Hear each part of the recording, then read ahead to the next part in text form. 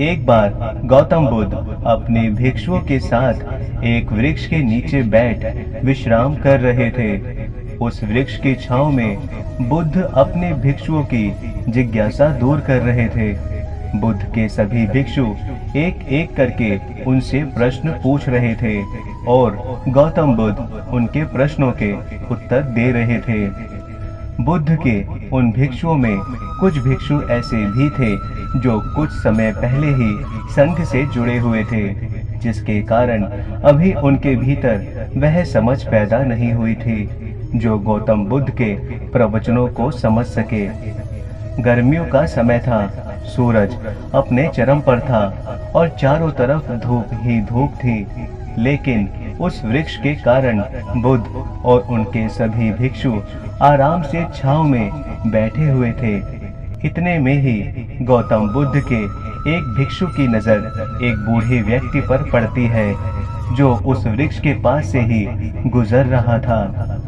वह भिक्षु उस बूढ़े व्यक्ति को देखकर अचानक से ही हंसने लगता है।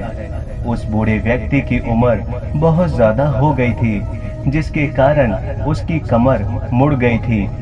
उस बूढ़े व्यक्ति के हाथ में एक डंडा था, जिसका सहारा लेकर वो बूढ़ा व्यक्ति अपनी मंजिल तक पहुंचने का प्रयास कर रहा था। उस बूढ़े व्यक्ति का शरीर केवल हड्डियों का ढांचा मात्र था।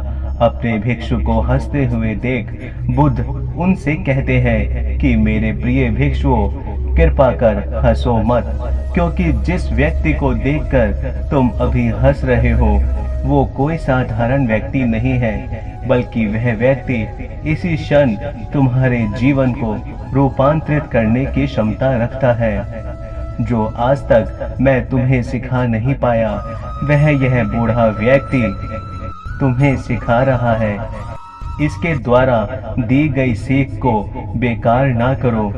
बुद्ध की ये बात सुनकर वह भिक्षु बुद्ध से कहता है कि मुझे क्षमा करे बुद्ध, पर मुझे ये समझ नहीं आ रहा है कि जो एक बूढ़ा व्यक्ति जो खुद अपने शरीर और अपनी बीमारियों से लाचार है, वो मुझे भला क्या सिखा सकता है। फिर बुद्ध उस भिक्षु से कहते हैं कि ये बूढ़ा व्यक्ति तुम्हें तुम्हारा भविष्य दिखा रहा है। जिस बुढ़ापे को और लाचारी को देखकर तुम अभी हंस रहे हो, वो बुढ़ापा और लाचारी तुम्हारे जीवन में भी आने वाली है। वह बूढ़ा व्यक्ति तुमसे कह रहा है कि अभी समय है, इस स्वस्थ शरीर का अच्छे कर्म करने के लिए उपयोग करो। अगर तुम्हारा ये स्वस्थ शरीर तुम्हारे हाथ से निकल गया तो फिर वापस नहीं आएगा।